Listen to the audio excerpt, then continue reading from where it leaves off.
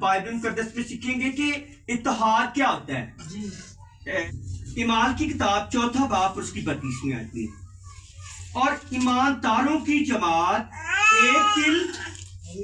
एक दिल और एक जान थी, और किसी ने भी अपने माल को अपना न कहा, बल्कि उन सब चीजों में मुश्तरक की किताब जो है ये रसूलों के माल हैं। इसको जो लिखने वाला है वो लूका तबीब है। लूका तबीब ईमाल की किताब का राइटर है, जिसने लूका की अंजील लिखी है। ये ईमाल की बात करता है। इसके अंदर खुदावन यीशु मसीह के शागिर्दों की बात की गई है कि उनका किरदार क्या था। जो शागिर्द खुदावन यीशु मसीह के साथ रहे, उन्होंने कैसे खुदावन यीशु मसीह की गवाही दी। और ये शख्सियत जो है ये बताती है कि उसने कहा कि ईमानदारों की एक जमात, कलीसिया को ईमानदारों की जमात कहा गया है। अक्सर औकात जो मसीह लोगों के अंदर बड़ी जनरल जो प्रॉब्लम आई है वो ये आई है कि इनका आपस में इत्तेफाक नहीं हुआ। अक्सर मसीह घरानों के अंदर ये प्रॉब्लम आई है कि मेरे अजीजों, इनका भाइयों का आपस में इत्तेफाक नहीं हुआ। अगर एक मोहल्ले के अंदर अगर 20 लोग रह रहे हैं तो वो एक दूसरों के खिलाफ खड़े हैं। जिस जिंदगी के अंदर इत्तेहाद नहीं है वो जिंदगी रूहानी और जिस्मानी तौर पर कभी तरक्की नहीं कर सकता। आज हम बात करेंगे इत्तेहाद क्या होता है।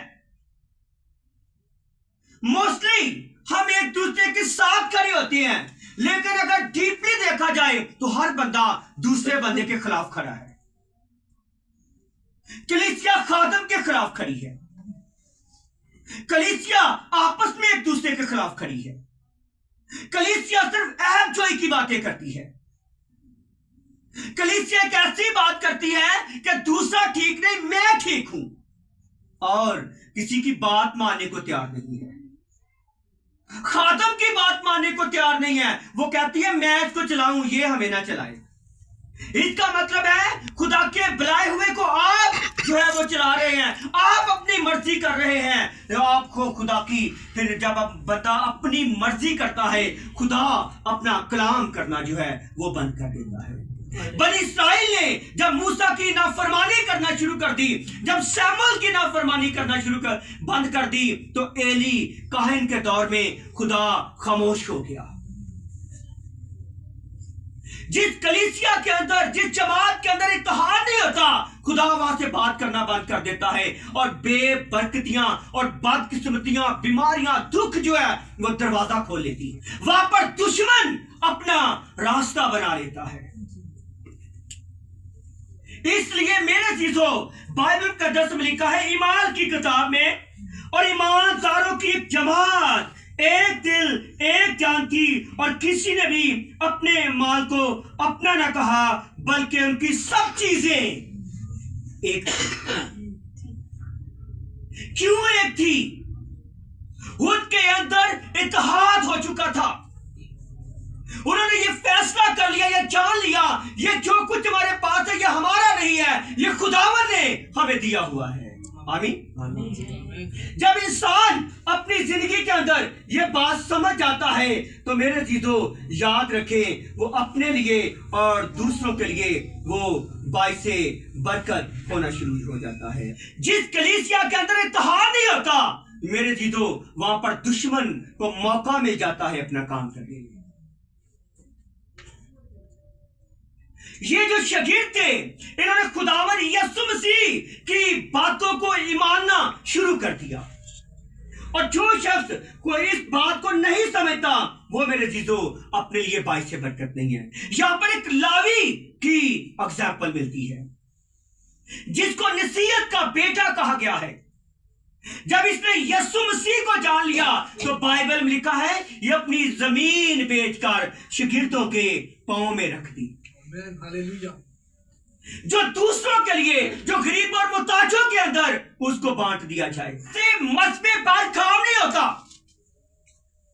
जिस मसबे के अंदर लोग सियासी जिंदगी जिए और कहें कि मैं दुआ करूं, मैं वफादार ना रहूं, मेरी जिंदगी में इत्तेहाद ना हो, वो कलीसिया और वो जिंदगी कभी कामयाब आपको और मुझे मजबूत कर सकता है, मैं नहीं कर सकता। मैं आप में इत्तेहाद नहीं ला सकता। इत्तेहाद लाना खुदा के पाकरू का काम है। हालेलुया। जिस जिंदगी में खुदा का पाकरू काम करता है उस जिंदगी के अंदर सियासत काम नहीं करती। हालेलुया। वो दूसरों के लिए अपना दिल खोल देता है, अपने ख्याल खोलता है और वो अपनी नहीं बनाता, दूसरों की मानने वाला बन जाता है। इसलिए बाइबल इस बात की तस्दीक करती है झुके हुए को फल लगता है। हालेलुया। जो अपनी बनाता है उसको कभी फल नहीं लगता। हालेलुया। क्योंकि इसका मतलब है वो अपने अंदर तकब्बर रखना शुरू कर देता है और वो कहता है कि मेरी मानी जाए। हालेलुया। जब तक कलीसिया और खानदानों के अंदर, इस मजबे के अंदर इत्तेहाद नहीं होगा, मोज़ात नहीं होंगे। मोज़ात तब होते हैं जब मेरे जीजो कलीसिया के अंदर इत्तेहाद होता है। आमीन। यहाँ पर इमाल की किताब के 5वें बाब में बाइबल मुकद्दस में लिखा है शागिर्दों से कुछ छुपाया। उसने कहा हननिया क्या तूने अपनी जमीन इतने की बेची है? उसने कहा हाँ हमने इतने की बेची है। इसके बाद उसकी बीवी को पूछा गया, हननिया और सफीरा को, दोनों ने इस बात का इत्तेहाद किया कि हम खुदा के लोगों के साथ झूठ बोलेंगे। इस झूठ की वजह से खुदा के बंदा ने क्या कहा? उसने कहा हननिया तूने क्यों ऐसा, और सफीरा से कहा कि तुमने झूठ के साथ एका किया है, तुमने आपस में क्यों सलाह की है और तुमने मेरे साथ नहीं खुदा और रूल कुदस से झूठ बोला है और उनकी मौत हो गई। आज हम मरते नहीं हैं, लेकिन जब हम सियासी बातें करते हैं, खुदगर्जी की बातें करते हैं, तो उसकी वजह से हमारे खानदानों के अंदर नुकसान होना शुरू हो जाते हैं। ये कहें कि कलीसिया के तौर पर खुदा के साथ वफादार नहीं है, वो नुकसान उठाना शुरू कर देगा। और हम कभी कभी नुकसान उठाते हुए भी इन सारी बातों को समझ नहीं पा रहे होते। हम समझते हैं जो बंदा दुआ करता है उस पर आजमाइशी आती है। यूहन्ना की इंजील में खुदावन यीशु मसीह एक बड़ी खूबसूरत बात करता है। खुदावन यीशु मसीह ने सब्बत के दिन 38 बरस के एक बीमार को शिफा दी। हालेलुया। फरीसी और फकीह ये बुड़बुड़ाते थे।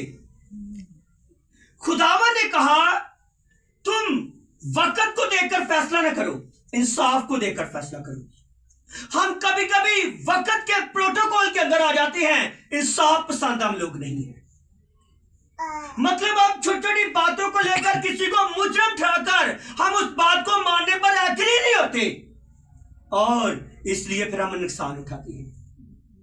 इसका मतलब है जो जिंदगियां यीशु मसीह के साथ चल रही हैं, जब उनका उठना बैठना फरीसी और फकीरों जैसे लोगों के साथ हो जाए और उनके साथ ऐब जोइयां करना शुरू कर दे, जैसे कुछ खुदावन यीशु मसीह के शागिर्द भी वो यीशु के साथ भी रहते और मेरा ख्याल है वो फरीसी फकीरों की बातें भी सुनते जो यीशु के खिलाफ करते। उन्होंने पता क्या कहा यूहन्ना की इंजील के 6वें बाब में? उसने कहा तेरा कलाम नागवार है।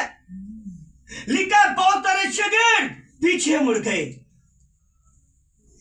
उसने कहा तेरा कलाम जो है हमारी समझ में नहीं आता, तेरा कानून हमारी समझ में नहीं आता, तेरे कलाम की बातें सख्त हैं। लेकिन उसकी बातें सख्त नहीं थी क्योंकि खुदावंद यीशु मसीह ने कहा जिंदगी की रोटी मैं हूं। जो कोई मुझ पे खाएगा, जो कोई मुझ पर ईमान लाएगा फिर कभी प्यासा नहीं होगा, वो मरेगा नहीं, वो जिंदा रहेगा क्योंकि जिंदगी और मौत का इख्तियार मेरे पास है। मैं आसमान से वो रोटी उतरी हूं जो दूसरों को जिंदगी देती है। लेकिन कलीसिया ने इस बात को जाना नहीं है। शागिर्दों ने इस बात को नहीं जाना। उसने कहा इब्ने आदम को तुम आसमान पर जाते देखोगे, और लिखा है कि शागिर्द बुड़बुड़ाए। उसने कहा ये मेरा काम नहीं है, ये रूल कुदरत का काम है, ये जिसने मुझे भेजा उसका काम है कि वो मुझे तीसरे दिन मुर्दों में से जी भी उठूंगा और फिर आसमान पर जाऊंगा।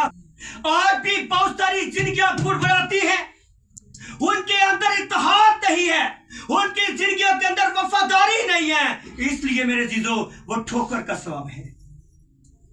जिस जिंदगी में खुदा का पाक रूह काम नहीं करता वो यही काम करते हैं। इसलिए जिस जिंदगियों के अंदर, जिस कलीसिया के अंदर, जिस खानदान के अंदर याद रखे फूट पड़ जाए, उस जिंदगी के अंदर खुदा का कभी हाथ उठ जाता है। जिस जिंदगियों में नातफाकियां बढ़ जाएं, याद रखे वहां पर दुश्मन काम करना शुरू कर देता है। ये तब करता है जब इंसान खुदा के हाथ से निकल जाता है, रूल कुदस का काम करना छोड़ देता है, तो लोग यक दिल नहीं होते बल्कि एक दूसरे से खफा होना शुरू हो जाती है। जब आपकी जिंदगी में नाराजगी आ जाती है, जब आपकी जिंदगी में खौफ की आ जाती है, याद रखे इब्लीस वहां पर काम कर रहा है। और यीशु मसीह ने क्या कहा? उसने कहा जिंदगी की रोटी मैं हूं। लोगों ने शिकवा किया, एतराज किया। आज भी मेरे जीजो जो यहूदी थे वो एतराज करते, जो फरीसी फकी थे वो एतराज करते। आज भी जब लोग कलाम पर एतराज करते हैं, हकीकी तौबा को नहीं मानते, रूल कुदस की ममूरी के अंदर नहीं आते, बपतिस्मा नहीं लेते, जिस्मानी जिंदगी गुजार। उसने कहा जब लोग बुड़बुड़ाए तो बहुत सारे शागिर्द चले गए। तो शमौन ने कहा आए खुदा, हमेशा की जिंदगी की बातें तो तेरे पास हैं, हम किसी के पास नहीं जाएंगे, क्योंकि नजात देंदा हमारा तू है। आमीन। खुदा आपको इस बातों को समझने की तौफीक दे, इत्तेहाद करना, खुदा को समझे, आप बरकत पाएंगे।